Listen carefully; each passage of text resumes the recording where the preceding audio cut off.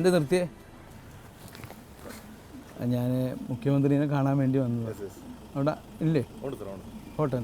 Okay, thank you. വണ്ടി പോട്ടെ.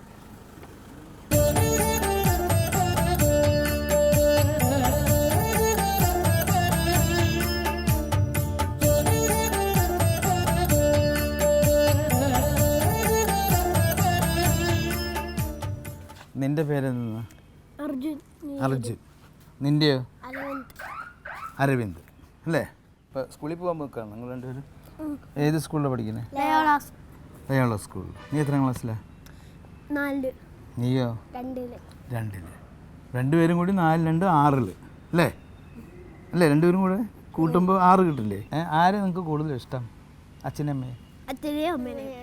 ഓ, അതൊരു കള്ളത്തരല്ലേടാ, ഒരാളെ പറ. സത്യ? അത് ശരി. അപ്പോൾ നിങ്ങളുടെ സ്കൂളിൻ്റെ പേരെന്താ പറഞ്ഞത്? ലയോള അല്ലേ? അപ്പോൾ രണ്ടുപേരും പോയി നല്ല മിടുക്കരായിട്ട്, അങ്കിളാണെങ്കിൽ അതുപോലെ തന്നെയാണ്, ഇതുപോലെ പഠിക്കാൻ നല്ല മിടുക്കനായിരുന്നു.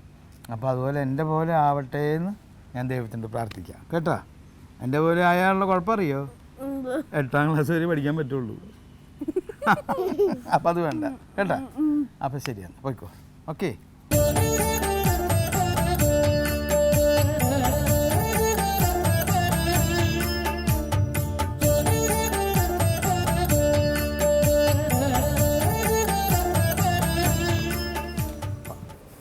എന്നെ മനസ്സിലായി? പിന്നെ തീർച്ചയായിട്ടും അറിയാമല്ലോ, ടി വിയിലൊക്കെ കാണുന്നുണ്ടോ? ടി വിയില്ല, സിനിമയിലെല്ലാം കാണുന്നുണ്ടല്ലോ.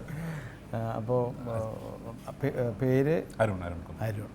എനിക്ക് ഞാൻ പത്രത്തിലൊക്കെ വായിച്ചിട്ടുണ്ടെങ്കിലും ടി വിയിലൊന്നും നമ്മൾ കാണാത്ത കാരണം കൊണ്ട് അച്ഛനെയൊക്കെ ഈ പറഞ്ഞതുപോലെ നമ്മളെപ്പോഴും കാണുന്നതും ഞങ്ങളുടെ മുഖ്യമന്ത്രിയൊക്കെയാണ്. മക്കളായിട്ട് ഞാൻ സംസാരിച്ചു. അവർ ലയോള സ്കൂളിലാണ് പഠിക്കണേ. നമ്മൾ നേരിട്ട് ഇതിനെ കാണുമ്പോൾ പരിചയപ്പെട്ടിട്ടില്ല. ആദ്യമായിട്ട് കാണാം. ഓക്കെ, വളരെ സന്തോഷം. അച്ഛനോട് ഓക്കെ. ഡോക്ടറാണെന്ന് അറിയാം. വർക്ക് ചെയ്യണത് ഇപ്പം സ്റ്റേറ്റ് ടി ബി സെൽ. സർക്കാർ സർവീസ്. അപ്പോൾ ഇപ്പോൾ പോകേണ്ട സമയമായിട്ടുണ്ടല്ലോ അല്ലേ? പക്ഷെ ഞാൻ പറയുന്നെങ്കിൽ അങ്ങനെ നമ്മളൊരു മുഖ്യമന്ത്രിയുടെ മരുമകൾ എന്നുള്ള നിലയ്ക്ക് ഇത്തിരി നേരം വൈകി പോയാലൊന്നും ആരും ഒന്നും ചോദിക്കില്ല. അത് പറഞ്ഞാൽ അങ്ങനെ ചെയ്യാൻ പറ്റില്ല, ഇനി ചെയ്ത് കഴിഞ്ഞാൽ തന്നെ പ്രശ്നങ്ങളുണ്ടെങ്കിൽ ഇവിടെ വന്ന് അത് പറയാനും പറ്റില്ല എന്ന് പറയുന്നത്. അപ്പോൾ അത് കേട്ടപ്പോൾ തന്നെ ഞാൻ എൻ്റെ മനസ്സ് ചില ആശകളുണ്ടായിരുന്നു, ചില റെക്കമെൻഡേഷനൊക്കെ പറയുന്നുണ്ടായിരുന്നു. അപ്പോൾ അതൊക്കെ വേണ്ടാന്ന് വെച്ചു എന്ന് പറയുകയാണ്. നിങ്ങളുടെ അക്വേറിയം ഫിഷിൻ്റെ ഞാൻ കണ്ടപ്പോൾ ഒരു കാര്യം എന്താ വെച്ചാൽ എല്ലാത്തിനും ആ തലയുടെ മുകളിൽ ചുവന്ന നിറമാണ്, ചുവന്ന കൊടിയുടെ ഒരു ചുമപ്പാണ്. അപ്പോൾ ഒരു കമ്മ്യൂണിസ്റ്റ് മീനുകളെ മാത്രമേ ഇവിടെ വളർത്തുള്ളൂ അങ്ങനെയൊന്നുമില്ല. കാരണം നമ്മുടെ ചാളി മയിലൊക്കെ പാവാണ്, അതുകൊണ്ട് ചോദിച്ചത്. ഓക്കെ എന്നാൽ ശരി. അപ്പം അച്ഛൻ്റെ ഓഫീസിൽ റെഡിയാണ്, അവിടെ ഇരിക്കുന്നു. നമസ്കാരം.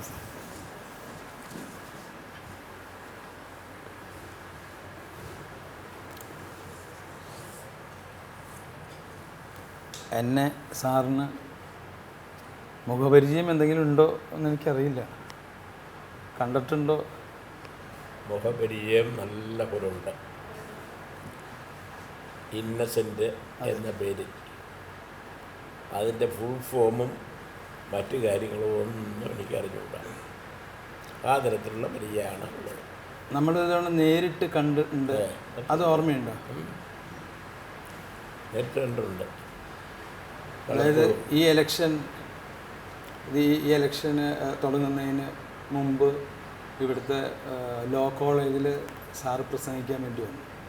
അവർ ആർട്സ് ക്ലബിൻ്റെ ആ യൂണിയൻ ഉദ്ഘാടനത്തിന്. അപ്പം അന്ന് ഞാനും ഉണ്ടായിരുന്നു അവിടെ. അപ്പോൾ സാറ് പറഞ്ഞു ഞാൻ ആദ്യം പ്രസംഗിച്ച് ഞാൻ പോവാണ്, എനിക്ക് നല്ല തിരക്കുണ്ട് എന്ന് പറഞ്ഞു.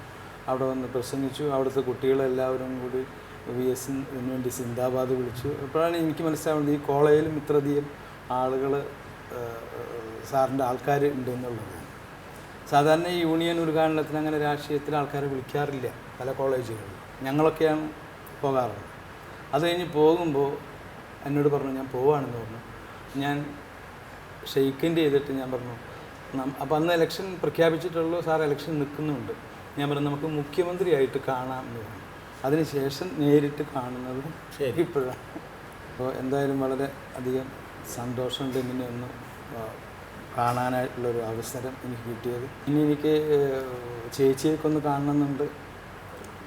എല്ലാവരും ഉണ്ടല്ലോ. ഓ,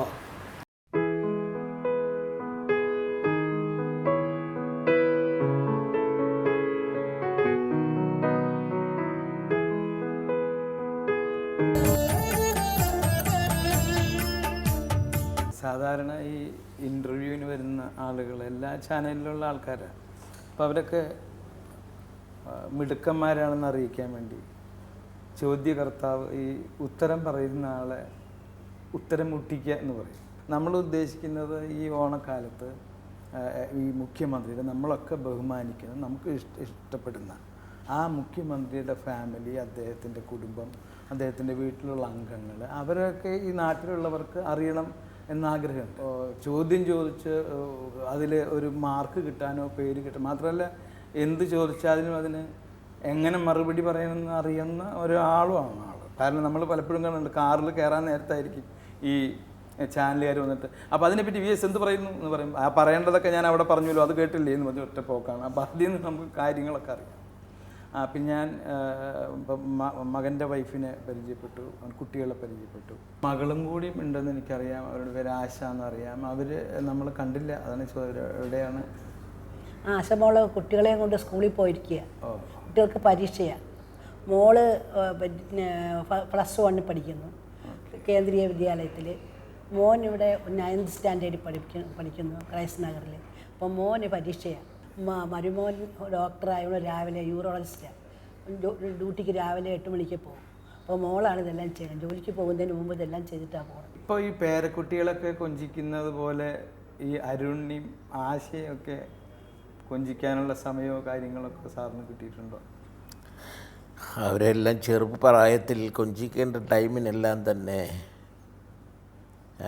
അതെല്ലാം വാത്സല്യമായിട്ട് പെരുമാറിയിട്ടുണ്ട്. ഇപ്പോഴവർ നല്ല പ്രായമായി ഈ 2 കുട്ടികളുടെ പിതാക്കളായി ഒക്കെ ഇപ്പോൾ കൊഞ്ചിക്കുന്നത് അവരുടെ കുട്ടികളെ അല്ലാതെ ഇവരെ കൊഞ്ചിക്കുക എന്നുള്ളതിൻ്റെ പ്രശ്നമേ ഉദിക്കുന്നില്ല. അത് വളരെ ശരിയായിട്ടുള്ള കാര്യം. കാരണം അല്ല, ഞാൻ ചോദിക്കാനുള്ള കാരണം ഇപ്പം ഞങ്ങളൊക്കെ തന്നെ തിരക്കുള്ള ആളുകളൊക്കെ ആ സമയത്ത് ഇപ്പം VS ഒക്കെ ഒരുപാട് സമയം വീട്ടിലില്ലാത്ത ഒരാളാണ്. പലപ്പോഴും പാർട്ടി പ്രവർത്തനങ്ങളും കാര്യങ്ങളൊക്കെ ആയിട്ട് അപ്പോൾ പൊതുവെ നമുക്ക് തന്നെ അറിയാവുന്നതാണ്, ചെറിയ പ്രവർത്തകർക്ക് വരെ വളരെ ബുദ്ധിമുട്ടുകളാണ്. അപ്പോൾ എൻ്റെ വീട്ടിൽ തന്നെ പറയും, നിങ്ങൾ നിങ്ങളുടെ മകനെ കൊഞ്ചിച്ചിട്ടുണ്ടോ? ഇപ്പോൾ ഇവരെ കൊഞ്ചിക്കുന്നില്ല. അപ്പോൾ ഞാൻ പറഞ്ഞു, അന്ന് ഞാൻ വേറെ കാര്യങ്ങളെ പറ്റിയുള്ള ചിന്തയായിരുന്നു. നിങ്ങളെ കൊഞ്ചിച്ചുകൊണ്ടിരുന്നുണ്ടെങ്കിൽ നമ്മുടെ കാര്യങ്ങൾ നടക്കില്ല. ഞാൻ VS സാറിനെ കാണുമ്പോഴൊക്കെ VS സാറ് ജുബയാണ്, ഞാനും ഉപയോഗിക്കുന്നത് ജുബയാണ്. അപ്പം ഞാൻ അന്വേഷിച്ചപ്പോൾ പറയുന്നത് ഈ ജുബയൊക്കെ എടുത്തു കൊടുക്കുന്ന ആൾ ചേച്ചിയാണെന്നാണ് പറയുന്നത്. വളരെ കാലങ്ങളായിട്ട് ജുബയാണോ അതോ? അതെ, ഒളിവിൽ താമസിക്കുന്ന ഘട്ടങ്ങളിൽ ഷർട്ടാണ് ഇടുക. ഒളിവ് ജീവിതം കഴിഞ്ഞ് പുറത്തു വന്നപ്പോഴും അതിനു മുമ്പും രൂപയാണ് ധരിച്ചുകൊണ്ടിരിക്കുന്നത്. രൂപ ധരിക്കാൻ തുടങ്ങിയിട്ടൊരു 40-45 കൊല്ലമായി.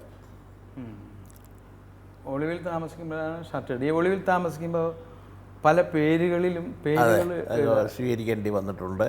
ജോസഫ്, അങ്ങനെ പല പേരുകളിലും അതെ ഉണ്ടായിട്ടുണ്ട്. അപ്പോൾ അപ്പോഴെല്ലാം ധരിച്ചുകൊണ്ടിരുന്നത് പല വിവിധ കളറിലുള്ള ഷർട്ടുകളാണ്. Okay okay. അപ്പോൾ ചേച്ചി കണ്ടിരിക്കുന്നത് ജുബയിലല്ല ഫസ്റ്റൊക്കെ ആണോ? അത് ശരി. ഒളിവിൽ പോകുമ്പോൾ കാണാൻ പറ്റില്ലല്ലേ. ഒളിവിൽ പോകുമ്പോൾ നമ്മളങ്ങനെ പോയി കാണുന്നു. നമ്മുടെ പുറകെ പോലീസുകാർ വരില്ലേ, അതിനൊന്നും കാണാൻ പറ്റിയിട്ടില്ല. അല്ലാതെ കണ്ടിരിക്കുന്നതൊക്കെ ജൂബ തന്നെ. കുറച്ചും കൂടെ ഇറക്കം കൂട്ടാന്ന് വിചാരിക്കുന്നു ജുബയ്ക്ക്. നല്ല രസമായിരിക്കും കാണാൻ. അത്രയൊന്നും സഹാവിന് ഇത്രയൊക്കെ ഇഷ്ടമുള്ളൂ. അതാണ്.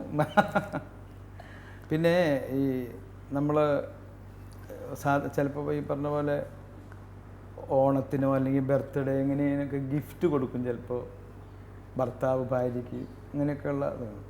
അങ്ങനെ വല്ലപ്പോഴും വല്ല സാരിയോ അങ്ങനെ എന്തെങ്കിലും ചേച്ചിക്ക്? സാരി വാങ്ങിത്തതുണ്ട്, ഗിഫ്റ്റായിട്ടല്ല.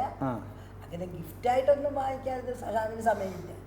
പിന്നെ എവിടെയെങ്കിലും വിശേഷമായിട്ട് വെളിയിലൊക്കെ പോയി വരികയാണെങ്കിൽ കൂട്ടുകാരുടെ കൂടെ സഹാക്കളുടെ കൂടെ അവരുടെ ഭാര്യമാർക്ക് മേടിക്കുമ്പോൾ എനിക്കും കൂടി അക്കൂട്ടത്തിലുണ്ടാകും.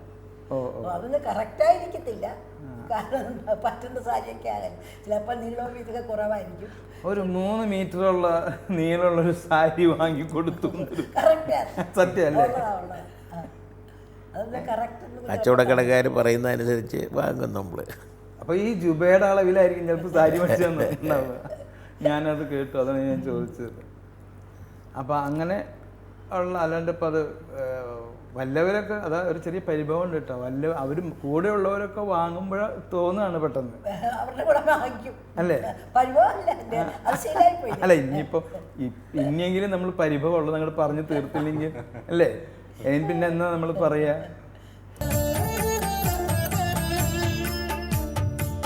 ചേച്ചിയുടെ അച്ഛൻ പാട്ടുകാരനായിരുന്നു, നടനായിരുന്നു എന്നൊക്കെ പറയുന്നത്. ചേച്ചിയും അത്യാവശ്യം നന്നായിട്ട് വസുമതി ചേച്ചി ഇപ്പോഴും കുറച്ചൊക്കെ അത്ര പാട്ടിൻ്റെയൊക്കെ പോയി, സ്വരവും പോയി, പാട്ടും ഇല്ല. ഇപ്പൊ അസുഖമായിപ്പോയി. ഈ കല്യാണമൊക്കെ കഴിഞ്ഞ് വന്നതിന് ശേഷം BSR പറയാറുണ്ട് വല്ലപ്പോഴും ഒന്ന് ഒരു സഖാവിന്റെ അറിയാൻ പാടില്ല എനിക്ക് പാട്ടറിയാവുന്ന ആളായിരുന്നെന്ന് പോലും അറിഞ്ഞൂടാ. അപ്പൊ അതൊക്കെ നമ്മളങ്ങോട്ട് സഹിക്കണം അല്ലേ? സഖാവ് പാടുവോ? സഖാവ് പിന്നെ പാട്ടായിട്ട് പാടി കേട്ടില്ല. ഈ ചാനലുകാരൊക്കെ ചോദിക്കുമ്പോൾ മറ്റേ ഓണത്തിൻ്റെ കാര്യമൊക്കെ അങ്ങനെ. പിന്നെ ചില TV-ലൊക്കെ സഖാവ് കണ്ടിട്ടില്ലേ, ചില പാട്ട് പോലത്തെ കാര്യങ്ങൾ പറയണേ, അതൊക്കെ കേട്ടിട്ടുണ്ട്. ചേച്ചി ഇപ്പൊ 2 വരി പാടുവോ? അയ്യോ, എനിക്ക് ഇപ്പൊ പാടാൻ പറ്റില്ല. അല്ല, ഈ ഗന്ധർവ സംഗീതം മറ്റേതൊക്കെ ഉണ്ട്, നമുക്ക് വേണമെങ്കിൽ നമ്മൾ കണ്ടിട്ടുണ്ട്, കണ്ടോണ്ടിരിക്കുകയല്ലേ. സഖാവ് അങ്ങനെ പാടില്ല എന്ന് പറയാൻ പറ്റില്ല. അദ്ദേഹത്തിൻ്റെ പ്രസംഗം നമ്മൾ കേൾക്കാറുണ്ട്. ആ പ്രസംഗത്തിന് തന്നെ ഒരു പ്രത്യേക രീതിയും കാര്യങ്ങളൊക്കെ ഉള്ളത് ഞാൻ വേറെ ആരുടെയും പ്രസംഗത്തിൽ അങ്ങനെ കണ്ടിട്ടില്ല. പക്ഷെ അത് വ്യക്തമായിട്ട് കാര്യങ്ങൾ പറഞ്ഞ് മനസ്സിലാക്കുന്ന രീതിയിലാണ് സഖാവ് പ്രസംഗിക്കാറുള്ളത്. അപ്പോൾ ആളുകളൊക്കെ വളരെ ശ്രദ്ധിച്ച് കാര്യങ്ങൾ കേട്ടുകൊണ്ടിരിക്കുകയാണ്. ഒരു എന്താ പറയുക, ഒരു കലാപരിപാടി പോലെയാണ് അദ്ദേഹം അത് അവതരിപ്പിക്കാറ്. പക്ഷേ വിപ്ലവഗാനങ്ങളൊക്കെ അത്യാവശ്യം സാറ് ഒന്ന് മൂളിയിട്ടുണ്ടാവും അല്ലേ? വിപ്ലവഗാനങ്ങൾ മാത്രമല്ല, ചങ്ങമ്പുഴയുടെ മലരണിക്കാണ്ടുകൾ തിങ്ങി വിങ്ങി എന്നുള്ള പാട്ട്, മരതകാന്തിയിൽ അതെ, മുങ്ങി മുങ്ങി കരളും മിഴിയും കവർന്നു നിന്നി, അതെ അതെ, ആലസ ഗ്രാമഭംഗി. എൻ്റെ അപ്പനും ഇത് ഈ പാട്ട് പാടാറുണ്ട്, അതുകൊണ്ടാണ് എനിക്കത് ഓർമ്മ വരാനുള്ള കാര്യം. അതെ. പിന്നെ ഈ ഓണപ്പാട്ട്, കള്ളപ്പറയും ചെറുനാഴിയും കള്ളത്തരങ്ങൾ മറ്റൊന്നുമില്ല.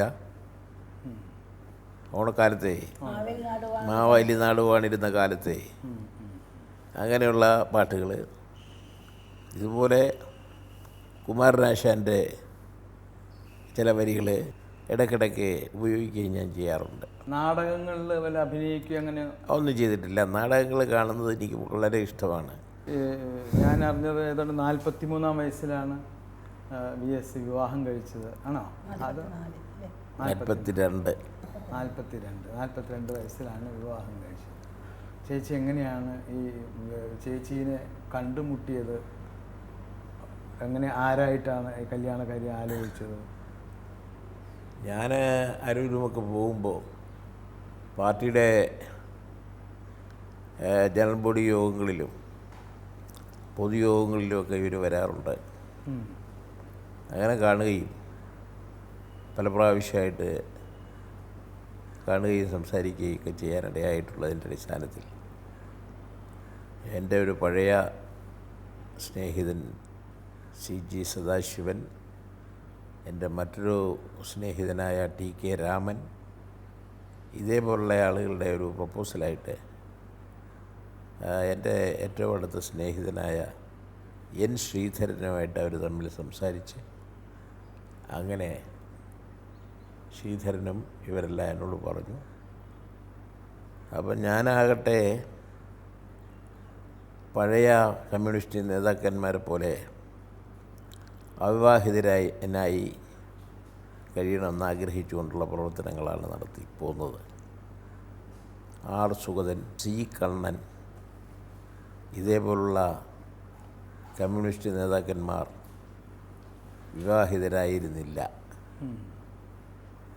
മരണം വരെ. രാഷ്ട്രീയ പ്രവർത്തകന്മാർക്ക് ജയിലും ഒളിവ് ജീവിതവും കഷ്ടപ്പാടുകളും എല്ലാം ജീവിതത്തിൻ്റെ ഭാഗമായിട്ട് മാറിക്കൊണ്ടിരിക്കുന്ന സാഹചര്യത്തിൽ ഒരു വിവാഹം നടത്തി ആ വിവാഹത്തിൻ്റെ പങ്കാളിയായി വരുന്ന ആളെ കൂടെ ഈ ദുരിതം വരച്ചു വെക്കണ്ട എന്നുള്ള നിലയിലുള്ള ചിന്തയായിരുന്നു ആദ്യം ഉണ്ടായിരുന്നു. ഒരു പ്രാവശ്യം സാറ് മറ്റേ ആർ സുഗതനെ കാണാൻ വേണ്ടി പോയി.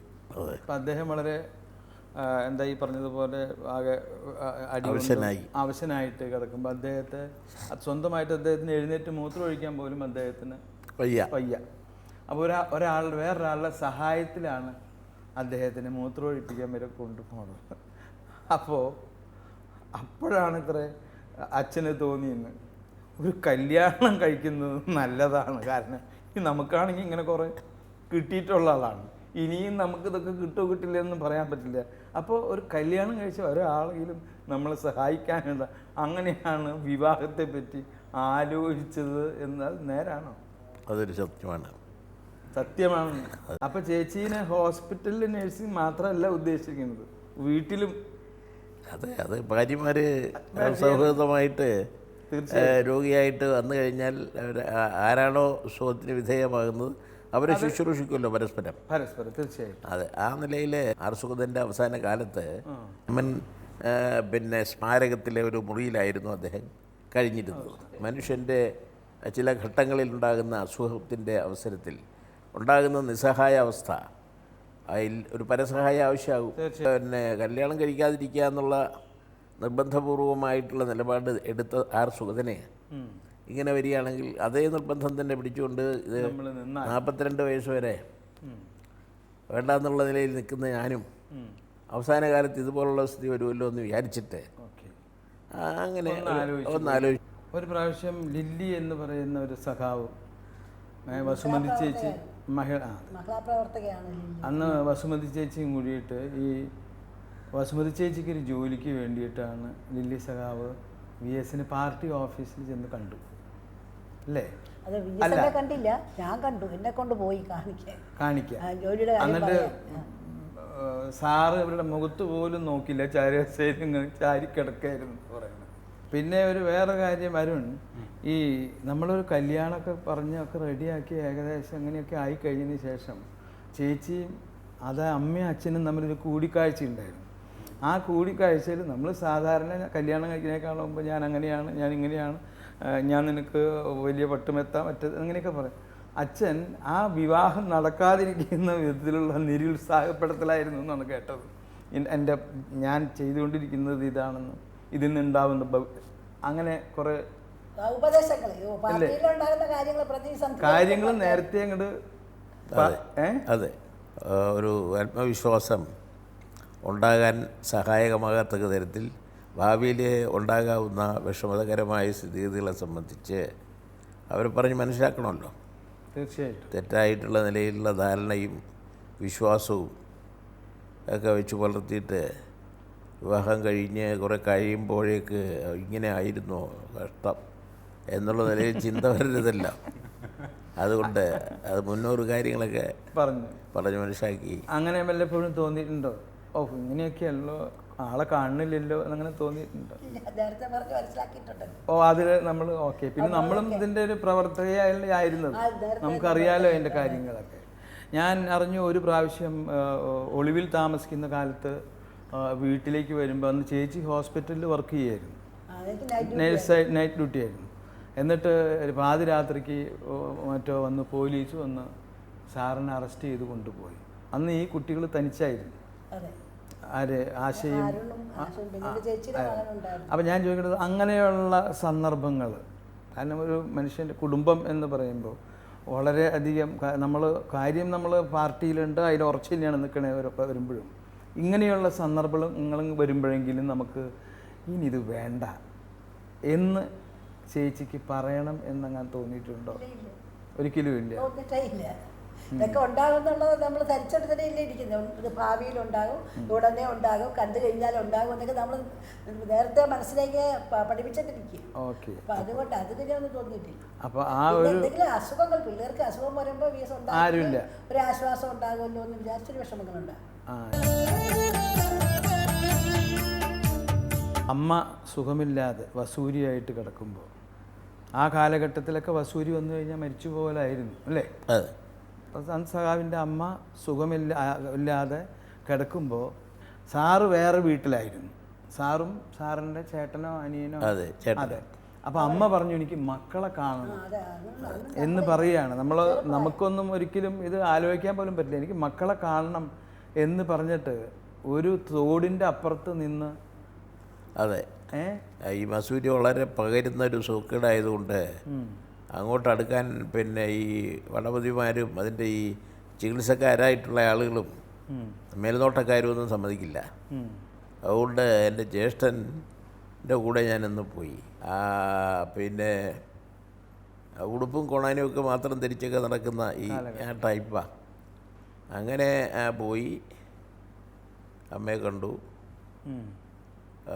ഒരു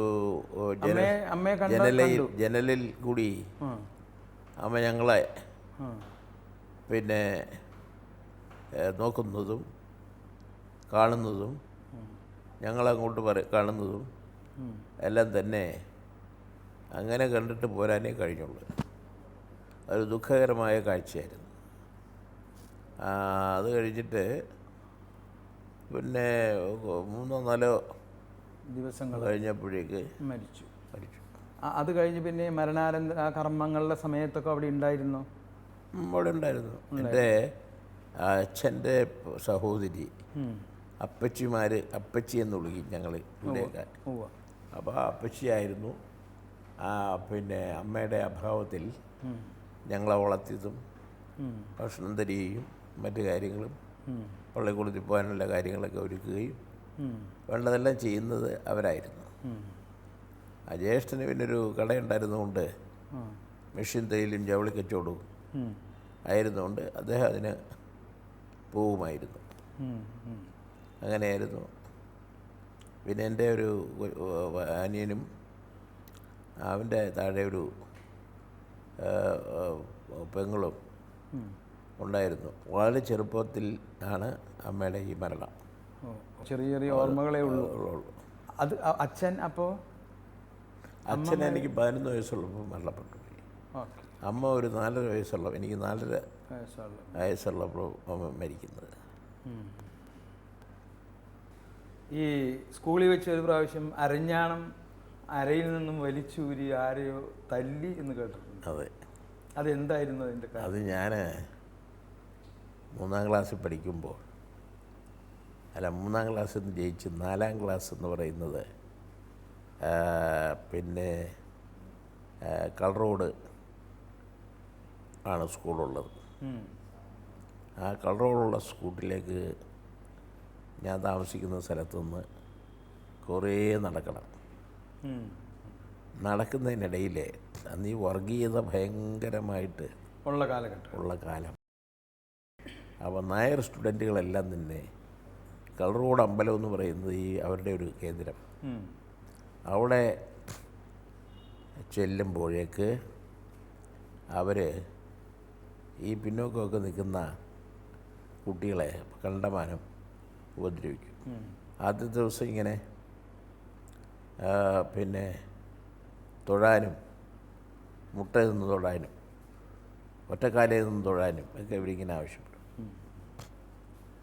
അത് ചെയ്തില്ലല്ലോ അവർ തല്ലും. ഇതാണ് ചെറുപ്പത്തിൽ തന്നെ നമുക്ക് പ്രാക്ടീസ് കിട്ടി. ഗുണ്ടകളായിട്ടുള്ള ആളുകളാണ് വന്നിങ്ങനെ ഇതൊക്കെ സാധാരണ ചെയ്യും. അപ്പം ഞാൻ പോയി വീട്ടിലച്ഛനോട് പറഞ്ഞു ഇന്ന പോലെ ഒരു സ്ഥിതി ഉണ്ടാകും. അത് സാരമില്ല, 2-3 ദിവസത്തേക്ക് പോകണ്ട, അത് കഴിഞ്ഞ് പോവാം എന്ന് പറഞ്ഞിട്ട് അച്ഛനൊരു അരഞ്ഞാൺ തയ്യാറാക്കി തന്നു. സാധാരണ അരയിലിടുന്ന അരിഞ്ഞാണിനേക്കാൾ ഒരു ഇരട്ടി കാറ്റിയത് കൂടിയതും ഒരു ചെറിയ പിടിയുള്ളതും ഊരിപ്പോവാതെ കയ്യിൽ നിന്ന് ഊരിപ്പോവാതിരിക്കാൻ വേണ്ടി ഒരു ചെറിയ പിടിയോട് കൂടിയിട്ട് നോക്കിയാൽ അരിഞ്ഞാണായിട്ട് തോന്നും. ഇതും കൂടെ ഇട്ടോന്ന് പറഞ്ഞു. അവർ ഇല്ലയാണെങ്കിൽ നല്ല പോലെ ഒന്ന് വീശിയാൽ മതി, അമ്മരെല്ലാം ഓടും. അഥവാ അവരടി അടിച്ചാൽ പിന്നെ ജമ്മത്തവൻ നിൽക്കില്ല, അരിഞ്ഞാൻ്റെ അടി കൊണ്ടാൽ നോക്കിയില്ല. അങ്ങനെ ഒരു വീശേണ്ടി വന്നു. അങ്ങനെ പിന്നെ ഞാൻ ചെല്ലുമ്പോൾ ഉടനെ അവരെല്ലാം അടുത്ത് കൂടിയിട്ട് ഇങ്ങനെ പിന്നെ മുട്ടയിൽ തൊഴാനും മറ്റൊക്കെയുള്ള ഡിമാൻഡ് ആവശ്യപ്പെട്ടു. അടി കൊടുത്തപ്പോൾ അടിയും കൊണ്ട് ഓടി പലരും. അങ്ങനെ ഒരു സംഭവം ഉണ്ടായിട്ടുണ്ട്. ഈ സ്കൂളിൽ പഠിച്ചിരുന്നതൊക്കെ എവിടെയായിരുന്നു? അവിടെ പുന്നപ്പറയുള്ള സ്കൂളിലാണ്. ചോദിക്കുന്നതുകൊണ്ടൊന്നും ഒരു തോന്നുന്നു. വിഷമമില്ല. എത്ര ക്ലാസ് വരെ പഠിച്ചു? ഞാൻ 8ാം ക്ലാസ് വരെ പഠിച്ചു. ആ, അപ്പോൾ വിദ്യാഭ്യാസത്തിൽ ഞാൻ ഇന്ന് വരെ എൻ്റെ അത്രയും പഠിപ്പുള്ള ഒരാളെ ഞാൻ സാറിനെ മാത്രമേ കണ്ടിട്ടുള്ളൂ. ബാക്കി എല്ലാവരും എന്നെക്കാളും മുകളിലാണ്. അത് ഞാനും 8ാം ക്ലാസ്സിൽ. ഇതിനിടയിൽ തോറ്റിട്ടുണ്ടോ? ഇതിനിടയിൽ തോറ്റിട്ടില്ല. അച്ഛൻ്റെ മരണത്തെ തുടർന്നാണ് പഠിപ്പ് നിർത്തേണ്ടതായിട്ട് വന്നത്.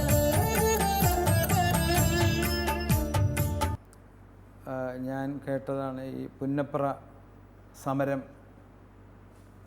ആ സമയത്ത് കുറച്ച് ക്യാമ്പുകൾ ഉണ്ടായിരുന്നു. അതിലൊരു 3 ക്യാമ്പുകൾ മേൽനോട്ടം വഹിച്ചത് VSR ആണെന്ന് പറഞ്ഞു. ആ സമയത്ത് CP രാമസ്വാമിയുടെ പോലീസുകാർ കുടിലുകൾ തോറും നടന്നു കഴിഞ്ഞിട്ട് ഈ അമേരിക്കൻ ഭരണത്തിന് സിന്ദാബാദ് വിളിക്കുകയും കമ്മ്യൂണിസ്റ്റ് പാർട്ടിക്ക് മുർദാബാദ് വിളിക്കുകയും ഇല്ലെങ്കിൽ അവരെ തല്ലിച്ചതയ്ക്കുക, അവരുടെ കുട്ടികളെ മാനഭംഗപ്പെടുത്തുക, ഇങ്ങനത്തെ കാര്യങ്ങൾ. അപ്പോൾ ആ സമയത്ത് ഒരു 3 ക്യാമ്പുകൾ സാറിനെ ഏൽപ്പിച്ചു. ഈ പോലീസുകാരെ നേരിടാനുള്ള ട്രെയിനിങ് കൊടുത്തു എന്നും പറഞ്ഞു. അതിപ്പോൾ എങ്ങനെയാണ് ആ ട്രെയിനിങ്ങും കാര്യങ്ങളൊക്കെ? ട്രെയിനിങ് എന്ന് പറയുന്നത് 2 വിധത്തിലുള്ള ട്രെയിനിങ്ങാണ്. ഒന്ന് ഫിസിക്കൽ ട്രെയിനിങ്. ഫിസിക്കൽ ട്രെയിനിങ് എന്ന് പറഞ്ഞാൽ പോലീസുകാർ അവരുടെ നേരെ ചെല്ലുമ്പോൾ അവരെ ആക്രമിക്കാനും സ്റ്റേഷൻ ആക്രമിക്കാനും ഒക്കെ ആണെങ്കിൽ മുന്നറിയിപ്പ് നൽകും, ഫയർ ഫയർ ഫയർ എന്ന്. അപ്പോൾ ഓടിക്കൊള്ളണം. ഓടിയിട്ടില്ലെങ്കിൽ അവർ വെടിവെക്കും. അപ്പോൾ വെടിവെക്കുമ്പോൾ കൊള്ളാതിരിക്കാൻ ഉള്ള പരിശീലനമാണ് പിരിഞ്ഞു വന്ന പട്ടാളക്കാർ ചിലരെ സെലക്ട് ചെയ്താണ് ഈ ക്യാമ്പുകളിലേക്കുള്ള ഫിസിക്കൽ ട്രെയിനിങ് നടത്തിക്കൊണ്ടിരുന്നത്. അപ്പോൾ പിന്നെ അടക്കാമരം വിലയ്ക്ക് വാങ്ങി വെട്ടി അത് 4ആയിട്ട് കീറി അതിലൊരു ഭാഗം കൊണ്ട് കുന്തമായിട്ട് കുത്താനുള്ള പരിശീലനം നടത്താൻ വേണ്ടിയിട്ട് ഫയർ പറയുമ്പോൾ ഭൂമിയിൽ കമന്ന് കിടന്നിട്ട് ഈ കുന്തവുമായിട്ട് മുന്നോട്ട് എഴഞ്ഞെഴഞ്ഞെഴഞ്ഞ് നീങ്ങാൻ ഉള്ള പരിശീലനമാണ് അവർ കൊടുക്കുന്നത്. അതോടൊപ്പം തന്നെ അവർക്കുള്ള രാഷ്ട്രീയ ക്ലാസ്, CP ഭരണം കൊണ്ട് നാടിനുണ്ടാകുന്ന ദ്രോഹകരമായ വസ്തുതകളെല്ലാം അവരെ പറഞ്ഞു മനസ്സിലാക്കി. തിരിച്ചടിക്കാൻ വേണ്ടി തയ്യാറാകുമ്പോൾ ചിലപ്പം യാദൃശ്ചികമായിട്ട് വെടിവെച്ചാൽ നമ്മൾ വെള്ളം മരിച്ചൊന്നും ഇരിക്കും. അല്ലാലും എപ്പോഴായാലും മരിക്കണമല്ലോ. പിന്നെ പോലീസ് ഒരു പ്രാവശ്യം അറസ്റ്റ് ചെയ്ത് കൊണ്ടുപോയി കഴിഞ്ഞിട്ട് ഞാൻ കേട്ടത് ഈ അഴികളുടെ അപ്പുറത്തേക്ക് കാലുകൾ വലിച്ചു വെച്ച് അതിൽ കെട്ടിയിട്ട് അവർ മർദ്ദിച്ചു ഒരുപാട് രക്തം പോയിന്നും പോലീസ് ബയനറ്റോ കത്തിയോ എന്തോ അങ്ങനെ കുത്തിന്നൊക്കെ. ഇതൊക്കെ അന്ന് ഉണ്ടായിട്ടുള്ള സംഭവങ്ങളാണ്. അന്നുണ്ടായിട്ടുള്ള സംഭവങ്ങളാണ് അല്ലേ ചേച്ചി? ഇതൊക്കെ കഴിഞ്ഞിട്ട് കണ്ടിട്ടില്ല? ആ സമയത്തൊക്കെ വലിയ ക്ഷീണത്തോട് കൂടിയിട്ടല്ലേ ആൾ വരിക? പിന്നെ ഇതെൻ്റെ ഭാര്യയെ കഴിക്കുന്നതിന് മുൻപാണ്, കല്യാണം കഴിക്കുന്നതിന് മുമ്പുള്ള കഥകൾ. കല്യാണം കഴിച്ചത് അതെല്ലാം കഴിഞ്ഞതിന് ശേഷമാണ്. ആ കത്തി കൊണ്ട് കുത്തിയിട്ടുള്ള പാടുകളൊക്കെ പാട് ഇപ്പോഴും ഉണ്ട്. ഇങ്ങനെ കുഴിയുണ്ട്,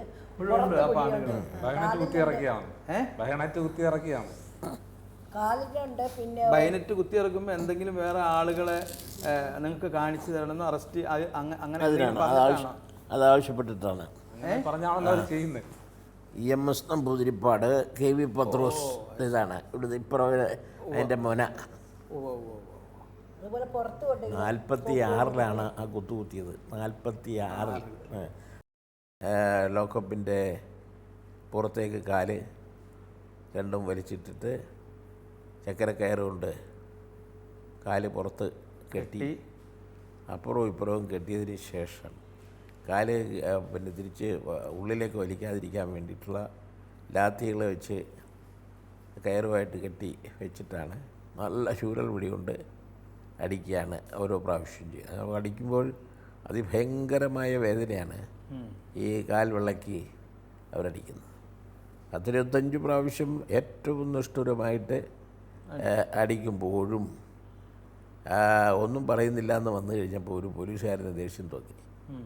അയാളുടെ തോക്കിൽ ബയനറ്റ് ഫിറ്റ് ചെയ്തിട്ട് ഈ കൂർത്തിരിക്കുന്ന ആ ബയനറ്റിൻ്റെ ഭാഗം കൊണ്ട് കുത്തി കാല് വെള്ളയ്ക്ക് നല്ല സൗകര്യമാണല്ലോ, കട്ടി ഇട്ടിരിക്കുന്നില്ല കുറച്ച്, അങ്ങനെ കുത്തി കഴിഞ്ഞപ്പോൾ വളരെ ശക്തമായ നിലയിൽ ആ പാട്ടിൽ കൂടി രക്തം അങ്ങോട്ട് പ്രവഹിച്ച് ജയിൽ പിന്നെ മുറികളാകെ തന്നെ, അകത്തും പുറത്തുമുള്ള ജയിൽ മുറികളാകെ തന്നെ രക്തം കൊണ്ട് പിന്നെ വല്ലാതെ പിന്നെ അവിടെ നിറയുകയാണ് ചെയ്തത്. അങ്ങനെ വന്നു കഴിഞ്ഞപ്പോൾ ഞാൻ അൺകോൺഷ്യസ് ആയിപ്പോയി, ബോധഹീനനായിപ്പോയി. ഉടനെ തന്നെ എടിയൻ നാരായണപിള്ള പറഞ്ഞു, അവൻ ചത്ത് കാണും, അവനെ കാട്ടിലൂടെ എങ്ങനെ കൊണ്ട് എറിഞ്ഞു പോര് എന്ന് പോലീസുകാർക്ക് നിർദ്ദേശം കൊടുത്തു. പോലീസുകാർക്ക് നിർദ്ദേശം കൊടുത്തപ്പോൾ സാറെ പിടിക്കുകയും വലിക്കുകയൊക്കെ ചെയ്യാൻ വേണ്ടി സാറന്മാർക്ക് ഒരു സഹായ എന്നുള്ള നിലയിൽ ഞാൻ കൂടെ വരാം എന്ന് പറഞ്ഞിട്ട് അവിടെ 1042 കേസിലെ പ്രതിയായ കോലപ്പൻ, കള്ളൻ കോലപ്പൻ എന്നാണ് അയാളെ അറിയുന്നത്. കള്ളൻ കോലപ്പൻ പോക്കറ്റടിയും അതുപോലുള്ള നിരവധി കേസുകളിലെ പ്രതിയായിട്ട് ഓരോ ദിവസവും കേസിന് വിവിധ കോടതികളിൽ പോയിക്കൊണ്ടിരിക്കുന്ന ആളാണ് കോലപ്പനും കൂടെ സാറേ ഞാനും കൂടെ വന്ന് സഹായിക്കാമെന്ന് പറഞ്ഞ് ലോക്കപ്പ് ജീപ്പിൽ കയറി കാടിൻ്റെ അടുത്ത് കൊണ്ടിരിക്കുമ്പോഴേക്ക് ഞാൻ മറ്റേ ചെയ്യുന്നത് കണ്ടിട്ട് പിന്നെ കോലപ്പൻ പോലീസുകാരോട് പറഞ്ഞു, ഏമാനെ ആള് മരിച്ചിട്ടില്ല, അനങ്ങുന്നുണ്ട്, നമുക്ക് പല ആശുപത്രിയിലേക്ക്, സർക്കാർ ആശുപത്രിയിലേക്ക് കൊണ്ടുപോകാം എന്ന് പറഞ്ഞിട്ട് സർക്കാർ ആശുപത്രിയിലേക്ക് കൊണ്ടുപോവുകയാണ് ചെയ്തത്. ഇതായിരുന്നു അന്നത്തെ. അതെ, ഞാൻ ചോദിച്ചത് സൈമൺ ഒരു രാത്രി പെട്ടെന്ന് സൈമൺ അല്ല, സോളമൻ. സോളമൻ എൻ്റെ സഹതടവുകാരനായിരുന്നു. ഇപ്പോഴും ജീവിച്ചിരിപ്പുണ്ട്. മാവേലിക്കരയാണ്, കൊട്ടാരക്കരയാണ്, ഇപ്പോഴും ജീവിച്ചിട്ടുണ്ട്. അദ്ദേഹം പിന്നെ തൊഴിലാളി പ്രവർത്തകനായിരുന്നു. അരൂർ മേഖലയിലൊരു തൊഴിലാളി പ്രവർത്തകനായിരുന്നു. ഞങ്ങളെപ്പോലെ തന്നെ ട്രേഡ് യൂണിയൻ പ്രവർത്തനമായിരുന്നു. അങ്ങനെ പ്രവർത്തനത്തിനിടയിൽ ഈ കേസുമൊക്കെ പുനഃപ്രവേലാർ കേസിലെ പ്രതിയായിട്ട് പിന്നെ ആലപ്പുഴ സബ് ജയിലിൽ കഴിയുമായിരുന്നു. ആലപ്പുഴ സബ് ജയിലിൽ കഴിയുമ്പോൾ രാത്രി അദ്ദേഹം ഒരു സ്വപ്നം കണ്ടു. അദ്ദേഹം സ്വപ്നം കണ്ടത് ഒരു പാമ്പ് ഒന്ന് കൊത്തുന്നു എന്നാണ്. അപ്പോൾ പെട്ടെന്ന് അദ്ദേഹം കരഞ്ഞു. ഉടനെ തന്നെ മുറിയിലുള്ളവരെല്ലാവരും കരഞ്ഞു, അടുത്തടുത്ത മുറികളിലും കരയുന്നു. അപ്പോൾ ഈ പോലീസുകാർ രാത്രിയും പകലും ഇല്ലാതെ മുറിയിൽ നിന്ന് തടവുകാരെ ഇറക്കിയിട്ട് മർദ്ദിക്കുകയാണല്ലോ അവിടെ ചെയ്യുക. ആലപ്പുഴ സബ് ജയിലിലെ സ്ഥിരം പണി അതാണ്. അപ്പോൾ മർദ്ദനം തുടങ്ങിയെന്ന് കരുതിയിട്ടും ആണ്, കൊത്തിയതൊന്നും മനസ്സിലായിട്ടില്ല. മറ്റുള്ള സെല്ലിലുള്ള ആളുടെ ചിന്ത അതാണ്. അപ്പോൾ സംഭവം എന്താണെന്ന് ചോദിച്ചാൽ OM ഖാദറായിരുന്നു അന്ന് ആലപ്പുഴ സബ് ജയിലിൻ്റെ ചുമതലക്കാരൻ. അപ്പോൾ OM ഖാദർ, DSP അച്യുതൻ, ഇതുപോലുള്ള മർദ്ദകന്മാരുടെ കീഴിലായിരുന്നു ആലപ്പുഴ സബ് ജയിൽ. അപ്പോൾ അതുകൊണ്ട് മർദ്ദനം അവസാനിപ്പിക്കുക എന്നുള്ള നിലയിൽ ഒരു മുദ്രാവാക്യം വെച്ചിട്ട് OM ഖാദറിനെ സ്ഥലം മാറ്റണം എന്നാവശ്യപ്പെട്ടുകൊണ്ട് ഞങ്ങൾ നിരാഹാര സമരം നടത്തി.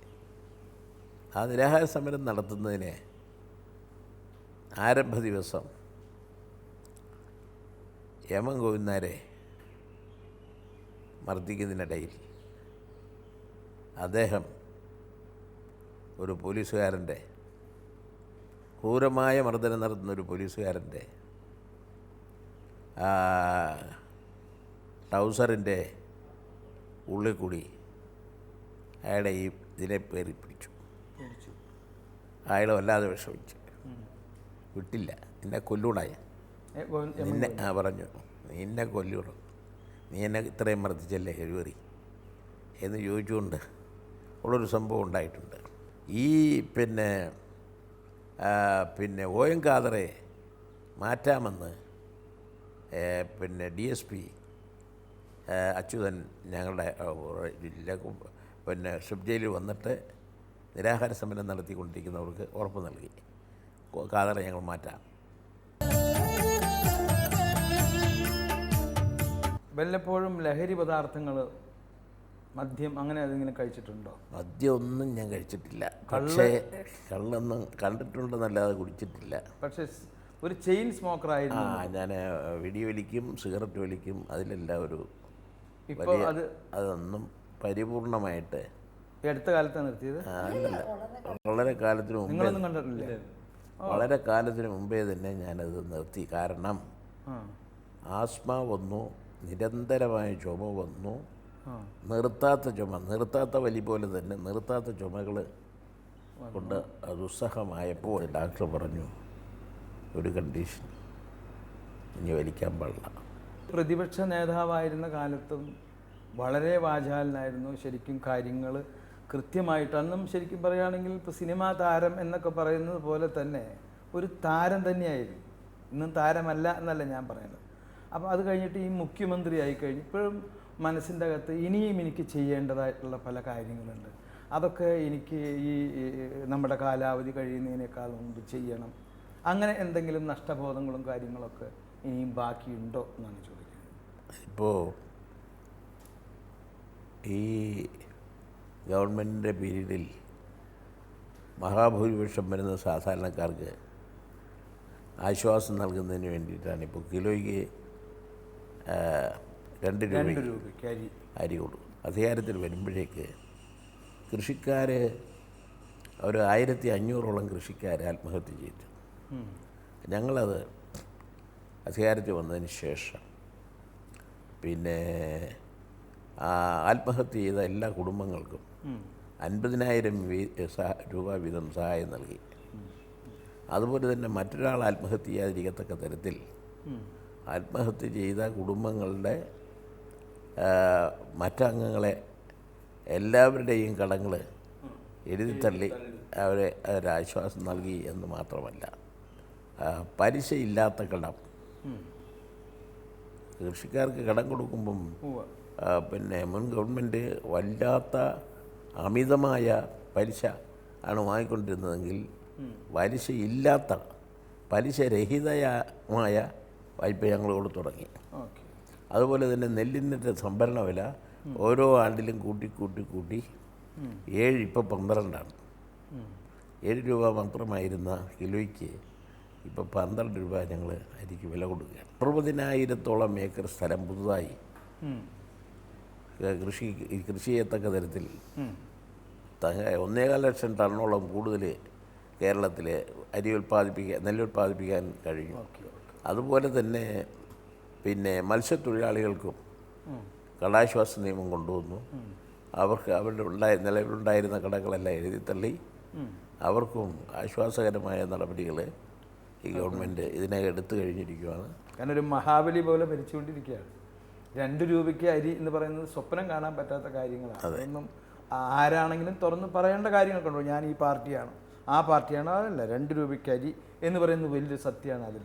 കാരണം ഒരു വീട്ടിൽ ആകെ വേണ്ടത് ചിലപ്പോൾ ഒരാഴ്ച 6 കിലോ 7 കിലോ അരിയൊക്കെ ആയിരിക്കാം. മനസ്സിലായോ? അത് 2 രൂപയ്ക്ക് കിട്ടാന്ന് പറഞ്ഞാൽ നിസ്സാര കാശുകൾക്ക് വരുന്നത്. അപ്പം നമുക്ക് ഒരു പാട്ട് മാവേലിയുടെ മാവേലി നാടുവാണിടുങ്കാലം മനുഷ്യരെല്ലാവരും ഒന്നുപോലെ ആപത്ത് ആമോദത്തോടെ വസിക്കും കാലം ആപത്ത് ആർക്കും ഇല്ലതാനും കള്ളവുമില്ല ചതിവുമില്ല കള്ളത്തരങ്ങൾ മറ്റൊന്നുമില്ല എള്ളോളമില്ല പൊളിവചനം. ഇവിടെയും നമ്മൾ ആ തരത്തിൽ അഴിമതി പരമാവധി കുറയ്ക്കാനും കള്ളത്തരങ്ങൾ കണ്ടുപിടിച്ച് കുറ്റവാളികളെ ശിക്ഷിക്കാനും ഉള്ള നടപടികൾ സ്വീകരിച്ചുകൊണ്ടിരിക്കുകയാണ്. ജനങ്ങളെല്ലാം ആ നിലയിൽ നല്ല ചിന്തയിലേക്ക് വരണമെന്ന് വിനീതമായി അഭ്യർത്ഥിച്ചുകൊണ്ട് ഇന്നസെൻ്റ് ഇവിടെ വന്നു. സന്തോഷകരമായ രംഗങ്ങളാണ് ഇൻ്റർവ്യൂവിൽ ഉണ്ടായിട്ടുള്ളത്. അതിന് ഞാൻ ഇന്നസെൻറ്റിനെയും കൂടെ വന്നിട്ടുള്ള സുഹൃത്തുക്കളെയും അനുമോദിക്കുന്നു, അഭിനന്ദിക്കുന്നു, നിർത്തുന്നു. ഓക്കെ എല്ലാവർക്കും ഞങ്ങളുടെ ഓണാശംസ. ഓണാശംസ.